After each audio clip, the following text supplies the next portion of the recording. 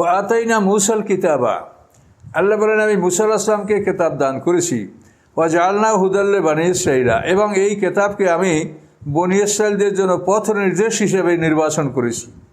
বনি ইসরাঈলরা কীভাবে চলাফেরা করবে, জীবনযাপন করবে, সব কিছু আমি এই কিতাবে আমি বর্ণনা করে দিয়েছি।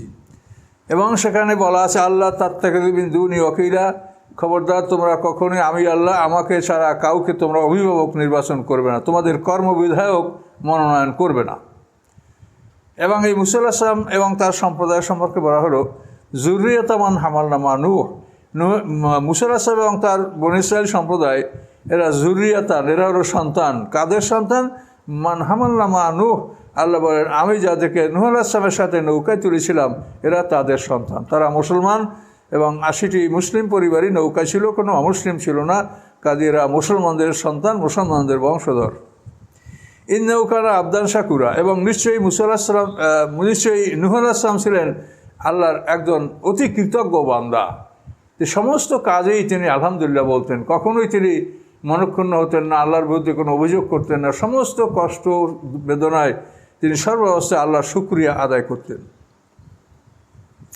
ওয়া কাদাইনা ইলা বানি ইসরাঈলা ফিল কিতাব, আর আমি কিতাবের মধ্যে বনী ইসরাঈলদের জন্য আমি সিদ্ধান্ত করেছি লা তুফসিদুন্না ফিল আরদ, যে পৃথিবীতে তোমরা বিপর্যয় সৃষ্টি করবে মাররাতাইনি, দুবার তোমরা পৃথিবীতে চরম বিপর্যয় সৃষ্টি করবে, চরম সীমা লঙ্ঘন করবে, মানে চরমভাবে শরীয়তের সীমানা লঙ্ঘন করে তোমরা নৈতিক চরিত্র হারাবে, জুলুম অত্যাচার করবে, নারী নির্যাতন করবে, এভাবে তোমরা পৃথিবীতে অন্তত দুবার ফাসাদ করবে। ওরা তালুন্না উলুবান কাবীরা, এবং তোমরা পৃথিবীতে খুব বেশি রকম বাড়াবাড়ি করবে, খুব বেশি রকম তোমরা পৃথিবীতে দুবার বাড়াবাড়ি করবে। এটা কিতাবে এভাবেই বর্ণিত আছে। আল্লাহ বলেন এটা আমি তাদের জন্য ফয়সালা করে রেখেছি, এবং এটা এভাবেই যেটা অবশ্যই হবে এটা আমি লিখে রেখেছি কিতাবে, আল্লাহর ইচ্ছা সেটা। ফাইজা যা ওয়াদু উলাহুমা, অথবা যখন তাদের প্রথম প্রতিশ্রুতিটা আসলো, অর্থাৎ তারা যখন প্রথমবার এভাবে পৃথিবীতে বিপর্যয় সৃষ্টি করলো, আল্লাহ বলেন তাদেরকে দমন করার জন্য আমি কী করলাম, বাসনা আলাইকুম ইবাদাল্লাহ নাউলাই বাসেন শাদীদ, আমি তোমাদের ব্যাপারে আমার একটা বান্দা যে কঠিন শক্তিশালী, যে কঠিন যোদ্ধা, কঠিন কঠোর মানুষ, এরকম একটা মানুষ তোমাদের উপরে আমি চাপিয়ে দিলাম। ফাজাসু খেলাল্লাহ দিয়া, সেই মানুষটি তার সৈন্যবাহিনী সহ বনী ইসরাঈলের প্রত্যেকটা গৃহের অভ্যন্তরে তারা প্রবেশ করেছিল এবং তারা হত্যাযজ্ঞ লুটতরাজ তারা করেছিল। ওয়াকানা ওয়াদাম মাফউলা, এবং আল্লাহর প্রতিশ্রুতি এটা হবার হয়েই থাকবে, মনে করো যে এটা হয়েই আছে, এটা কোনো দিন ফেল করবে না। এভাবে প্রথম ধ্বংসযজ্ঞ তাদের উপরে আল্লাহ চালালেন। সুম্মা রাদাদনা লাকুমুল কাররাতা আলাইহিম, আর এরপরে আবার আমি তোমাদের পালা বদলি করলাম, তোমাদের পালা বদলি করে আবার ওই যারা তোমাদেরকে আক্রমণ করে ধ্বংস, তাদের উপরে আবার তোমরা প্রতিষ্ঠিত হলে, আবার তোমরা শক্তিশালী হলে, আবার তোমাদেরকে আমি মানে পালা বদলি করে তোমাদেরকে আবার শক্তিশালী করলাম। ও আমদাদনা কুম্বি আমল বানেন, আবার তোমাদেরকে আমি সাহায্য করলাম মাল দিয়া, সন্তান দিয়া। ও জাআলনাকুম আকসারা নাফিরা, এবং তোমাদেরকে জনমানবে বংশে খুব আধিক্যমে দান করেছিলাম, প্রচুর তোমাদের জনসংখ্যা, জনমানব তোমাদের সৃষ্টি হয়েছিল। আল্লাহ বলেন এন হাসান্তুম লে আনফুসিকুম, যদি তোমরা কল্যাণকর কাজ করো সেটা তোমাদের নিজেদের জন্যই তোমাদের এই কল্যাণকর কাজ। ওয়াইন আসাতুম, আর যদি তোমরা খারাপ কাজ করো, পাপ কাজ করো, তো ফালাহা, সেটাও তোমাদের নিজেদের আত্মার উপরে, তোমাদের নিজেদের জন্য সেটা খারাপ কাজটা তোমরা করবে। ফাইজা যাও আদুল আখরাতে, এরপরে যখন দ্বিতীয়বার আবার তাদের উপরে এই বিপর্যয় আসলো, লে আসু উজুহাকুম, তখন তোমাদের চেহারাগুলি মলিন হয়ে গিয়েছিল, চেহারা কালিমা হয়ে গিয়েছিল। ওয়ালিয়াদখুলুল মসজিদা, এবং আবার তারা এই মসজিদে বাইতুল মুকাদ্দাসে আবার তারা প্রবেশ করলো, কামা দাখালু আউওয়ালা মাররা, যেভাবে তারা প্রথমবার প্রবেশ করেছিল। ওয়ালিউতাব্বিরু তাতবীরা, এবং এইভাবে তারা আবার বাইতুল মুকাদ্দাসকে, তোমাদের প্রধান ইবাদতশালাকে তারা সম্পূর্ণ বিধ্বস্ত করেছিল। তো বনী ইসরাঈলদের দুইটা ধ্বংসের কথা এখানে বলা হয়েছে।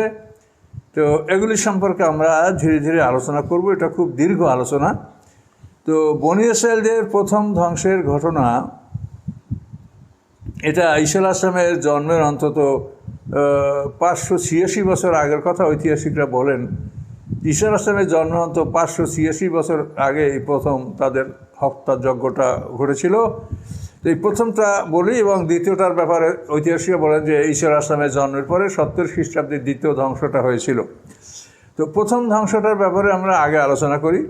এই প্রথম ধ্বংসটা হয়েছে, তো আসলে ঐতিহাসিকরা যেটা পেয়েছেন সেটা তারা বলেন, মোটামুটি তাফসীর কাররা বলেন যে মুসা আলাইহিস সালামের পরে বনী ইসরায়েলরা 300 বছর অন্তত ভালোভাবেই চলাফেরা করেছে। তাদের মধ্যে মুসা আলাইহিস সালামের পরে ইউসুফ ইবনে নুন, কালেব ইবনে ইউকান্না, এভাবে অন্যান্য ইলিয়াস, ঈসা, এ ধরনের অনেক পয়গম্বর তাদের মধ্যে আসে।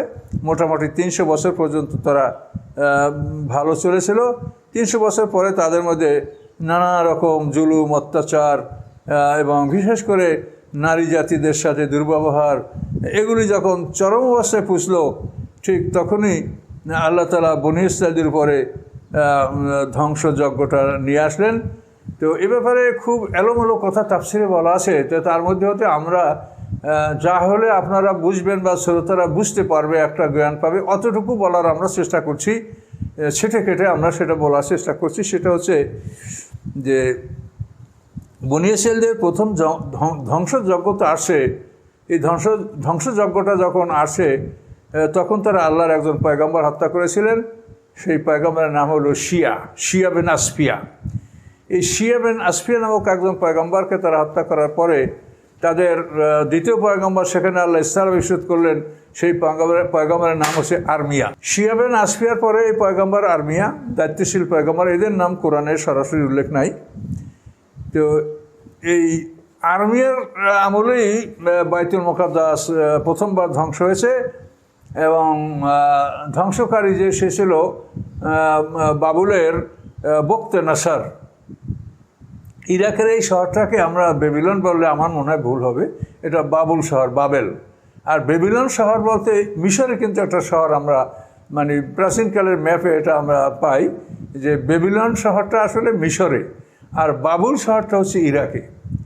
ইরাকের এই বাবুল শহরে বক্তে নাসার সারা পৃথিবীর বাদশা ছিল। এই বক্তে নাসার বাইতুল মুকাদ্দাস আক্রমণ করে। আল্লাহর পয়গম্বর শিয়া বিন আসফিয়াকে হত্যা করার পরে ওই বনী ইসরায়েলের দায়িত্বশীল ছিলেন আরমিয়ার আমলে এই বাইতুল মুকাদ্দাস ধর্ম হয়েছে। আরমিয়াকে আল্লাহ জানিয়েছেন যে এই বাইতুল মুকাদ্দাস ধ্বংস করা হবে, এদের বনী ইসরায়েলদেরকে শাস্তি দেওয়া হবে, তাদেরকে বন্দি করা হবে, হত্যা করা হবে। তো আরমিয়া আল্লাহর দরবারে খুব কাঁদতে লাগলেন। তখন আরমিয়ার কাদার ফলে আল্লাহ বললেন যে দেখো আরমিয়া, তাহলে এই বিষয়টা তোমার হাতে ন্যস্ত করলাম, তুমি না বলা পর্যন্ত আমি ধ্বংস করব না। তখন আরমিয়া খুব খুশি হলেন যে আল্লাহ আমাকে এই বিষয়টা অপশন দিয়েছে যে আমি না বলা পর্যন্ত এদেরকে ধ্বংস করবে না। তো উনি জাতিকে হেদায়েতের চেষ্টা করলেন এবং আল্লাহর এই কথায় তিনি আশ্বস্ত হলেন। আল্লাহ তাআলা একজন মানবরূপী ফেরেশতা পাঠালেন আর পয়গম্বর আরমিয়ার কাছে। এসে বলে যে আমার কিছু অভিযোগ আছে। আপনার কি? যে আমার অমুক অমুক প্রতিবেশী, তারা আমার নিকটতম আত্মীয়স্বজনও বটে, কিন্তু তারা আমার সাথে খুব জুলুম অত্যাচার করে, আমি তাদের সাথে কি আচরণ করব? তো আরমিয়া বললেন যে আপনি তাদের সাথে ভালো ব্যবহার করেন, তাদের সাথে ক্ষমা করেন, ভালো ব্যবহার করেন, আস্তে আস্তে দেখবেন ভালো হয়ে যাবে। ঠিক আছে, উনি চলে গেলেন। কিছুদিন পর আবার আসছেন, এসে বলেন যে ভাই আমি সেই অভিযোগকারী। কী খবর? যে আপনি যেভাবে বলেছেন আমি আমার প্রতিবেশীর সাথে খুব ভালো আচরণ করেছি, খুব সদ্ব্যবহার করেছি, ভালো লেনদেন করেছি, কিন্তু তারপর তারা আমার জুলুমই করে যাচ্ছে, কোনোভাবে জুলুমের মাত্রা কমাচ্ছে না। উনি পয়গম্বর আরমিয়া বলে যে না, আবারও আপনি ধৈর্য ধারণ করেন, আরও চেষ্টা করেন, দেখেন তারা ভালো হয় কি না। তো উনি এই কথা শুনে চলে গেলেন। চলে যাওয়ার পরে উনি এই ফেরেশতা আবার কিছুদিন পরে আসলেন। আমি সেই অভিযোগকারী, কী হয়েছে আপনার খবর? যে তাদেরকে আপনি যেভাবে বলেছেন সেইভাবে তাদের সাথে আমি সদ্ব্যবহার করছি, ভালো আচরণ করেছি, সব কিছু করেছি, কিন্তু তারপরেও শুধু আমার ভেতরে জুলুমই করে যাচ্ছে, অত্যাচারই করে যাচ্ছে। তখন আরমিয়া বললেন যে আল্লাহ, এই ব্যক্তির অভিযোগ যদি সত্য হয় তাই এর শত্রুদেরকে আপনি ধ্বংস করেন। তো এই ব্যক্তির অভিযোগ যদি সত্য হয়, তখন আল্লাহ বললেন যে আরমিয়া, এখন দেখো তুমিই বললে যে একটা মানুষকে কতবার ক্ষমা করা যায়, একটা জাতিকে কতবার ক্ষমা করা যায়।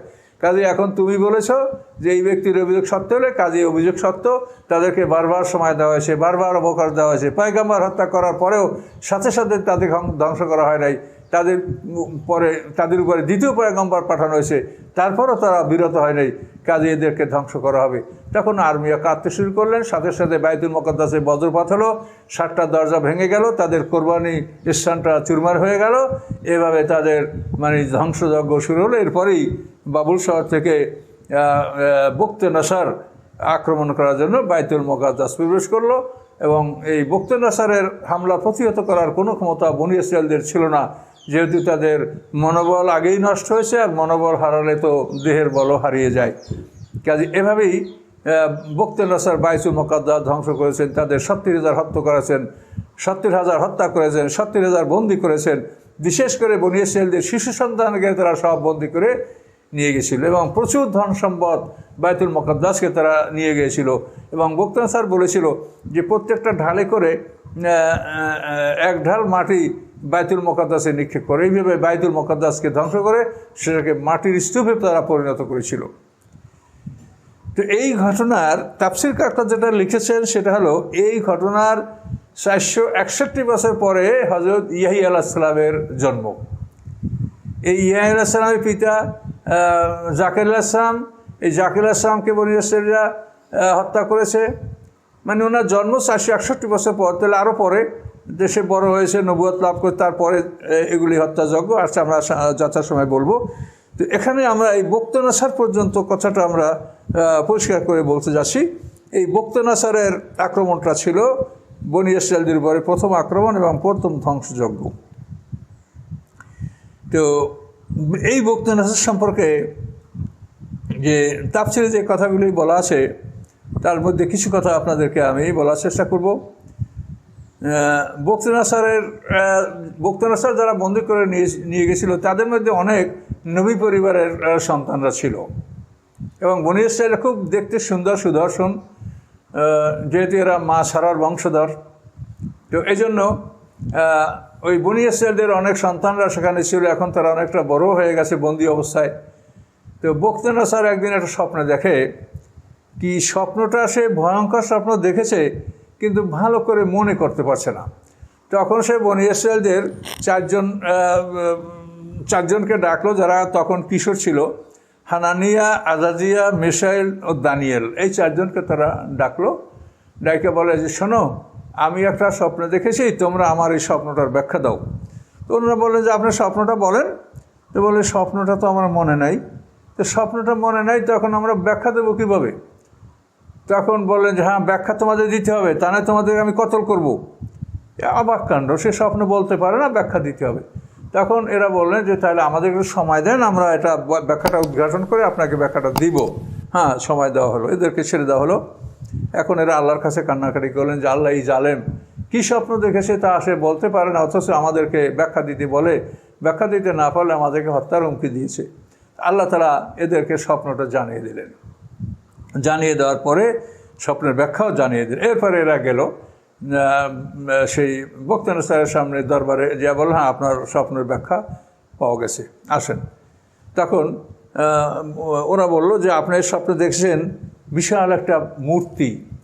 এই মূর্তিটার পা 2টা, অর্থাৎ হাঁটুর নিচ থেকে পা 2টা মাটির তৈরি, আর রান 2টা তামার তৈরি, তারপরে তার পেট, এই পেটটা রূপার তৈরি, বক্ষস্থলটা সোনার তৈরি, আর মাথাটা লোহার তৈরি। এভাবে একটা আপনি মূর্তি দেখেছেন? হ্যাঁ হ্যাঁ, এইভাবেই তো আমি দেখেছি, হ্যাঁ, এটাই আমার স্বপ্ন। তাহলে এখন শোনেন, এর ব্যাখ্যা হলো যে, পা 2টা মাটির তৈরি এই মূর্তিটা হলো পৃথিবীর রাজা বাদশাদের একটা প্রতীক, একটা সিম্বল, যে পৃথিবীর রাজা বাদশারা কীরকম হতে পারে। এই পা 2টা মাটির হলো নরম প্রকৃতির রাজা বাদশাহ, যারা রাজা বাদশাহ হয় কিন্তু তারা অত্যন্ত নম্র ভদ্র হয়, এরকম নরম প্রতি শাসক। এরা হলো এই নমুনা, যে মাটির তৈরি পা। এরপরে তামার তৈরি রান, এ হলো তুলনামূলকভাবে কঠোর রাজা বাদশাহ, যারা মানে অত নরম না, বরং তারা কঠোর। এই কঠোর প্রকৃতির রাজা বাদশাদেরকে বোঝাবার জন্য দেখানো হয়েছে তামার তৈরি রান। পেট দেখানো হয়েছে রূপার তৈরি। এটা হলো পৃথিবীতে খুব সুন্দর রাজা বাদশাদের নিদর্শন, যে পৃথিবীতে অত্যন্ত তারা সুশাসক ভালো, এদের নিদর্শন হলো রূপার তৈরি পেট, এরপরে স্বর্ণের তৈরি সিনা। এটা হলো একেবারে সর্বশ্রেষ্ঠ সুন্দর বাদশাদের বিবরণ, যেমন খোলাফায়ে রাশেদিন এরকম শাসক যারা, তাদেরকে সোনার তৈরি সিনা, এর দ্বারা তাদেরকে বোঝানো হয়েছে পৃথিবীর 1 নম্বর শাসক, এবং পৃথিবীতে যারা সোনালী যুগ ফিরিয়ে এনেছেন তাদেরকে এর দ্বারা বোঝানো হয়েছে। মাথাটা লোহার তৈরি, এর দ্বারা বোঝানো হয়েছে যে পৃথিবীর সবচাইতে কঠিন শাসক, যারা কিছুই মানে না, শুধু জুলুম অত্যাচার ছাড়া কিছু বোঝে না। এ হলো লোহাটা মাথার তৈরি, পৃথিবীর সবচাইতে জালেম এবং কঠিন শাসককে বোঝাবার জন্য এটা আপনাকে দেখানো হয়েছে। এবং আপনি হলেন ওই মাথা যে লোহার তৈরি, ওই প্রকৃতির বাদশাহ আপনি, এটাও তারা বলে দিলেন। এরপরে আপনি কি দেখেছেন? এরপরে দেখেছেন যে আকাশ থেকে একটা বিরাট প্রস্তরখণ্ড এসে দ্রাম করে মূর্তির উপরে প্রস্তরখণ্ডটা পড়েছে, এবং এই প্রস্তরখণ্ডটা আকাশ থেকে পড়ার পরে মূর্তিটা একেবারে চুরমার হয়ে গুঁড়ো গুঁড়ো হয়ে গেছে, তার কোনো অস্তিত্ব থাকে নাই। এর অর্থ হলো যে পৃথিবীতে জালেম বাদশাহ, নরম বাদশাহ, যে কোনো ধরনের বাদশা আসুক, কিন্তু আসমান থেকে যখন কোনো ওহী নিয়া ফেরেশতা আসে এবং সেই ওহী নবী রাসূলদেরকে প্রদান করা হয়, এই আসমানি ওহী যখন পৃথিবীতে আসে, তখন পৃথিবীর যত বড় শক্তিশালী রাজা বাদশাহ হোক, এরা চুরমার হয়ে যায়। এই নমরুদের মতো সারা বিশ্বের বাদশাহ ইব্রাহিম আলাইহিস সালাম আসার পরে চুরমার হয়ে গেছে। ফেরাউনের মতো এত শক্তিশালী বাদশাহ মুসা আলাইহিস সালাম পৃথিবীতে আসার পরে তার রাজত্ব চুরমার হয়ে গেছে। কাজেই আকাশ থেকে একটা পাথর, এই পাথরটা এসে দ্রাম করে মূর্তিকে মারলো, মূর্তিটা গুঁড়ো গুঁড়ো হয়ে গেল। এর অর্থ হলো আকাশ থেকে যখন ওহী আসে এবং ওহী যারা প্রাপ্ত হয় নবী রাসূলরা, এই ওহী প্রাপ্তির পরে যত বড় জালেম বাদশাহ হোক, তার অস্তিত্ব আর পৃথিবীতে থাকে না, সে চুরমার হয়ে যায়। এটাই বোঝাবার জন্য আপনাকে এই স্বপ্ন আল্লাহ তাআলা দেখিয়েছেন। তো এটা হলো বনী ইসরাঈলদের প্রথম ধ্বংসযজ্ঞ। এই প্রথম ধ্বংসযজ্ঞের পরে দ্বিতীয় ধ্বংসযজ্ঞটা, এটা তাফসীরকাররা বলেছেন যে 461 বছর পরে ইয়াহইয়া আলাইহিস সালামের জন্ম, এবং ইয়াহইয়া আলাইহিস সালামের জন্ম থেকে কিছুকাল পরেই তারা, মানে ইয়াহইয়া সালামের পরপরই হযরত ঈসা আলাইহিস সালাম পৃথিবীতে আসছেন এবং ঈসা আলাইহিস সালামকে হত্যার ষড়যন্ত্র করা হয়েছে। এগুলি এই 3টে অপরাধ, জাকির আলাইহিস সালামকে হত্যা করা, ইয়াসিরকে হত্যা করা আর ঈসা আলাইহিস সালামকে হত্যা করার জন্য সম্পূর্ণ তারা প্রয়োজনীয় ব্যবস্থা গ্রহণ করেছে, করতে পারে নাই সেটা আলাদা। এই 3টে অপরাধ শেষ করার পরে আবার দ্বিতীয়বার বনী ইসরাঈলকে আল্লাহ ধ্বংস করেছেন। আমরা দ্বিতীয় ধ্বংসটা পরবর্তীতে বলবো, একসঙ্গে এতগুলো কথা বললে বোঝা হয়ে যাবে ব্রেনে। তো আজকে পর্যন্তই সমাপ্ত করলাম। আসসালামু আলাইকুম।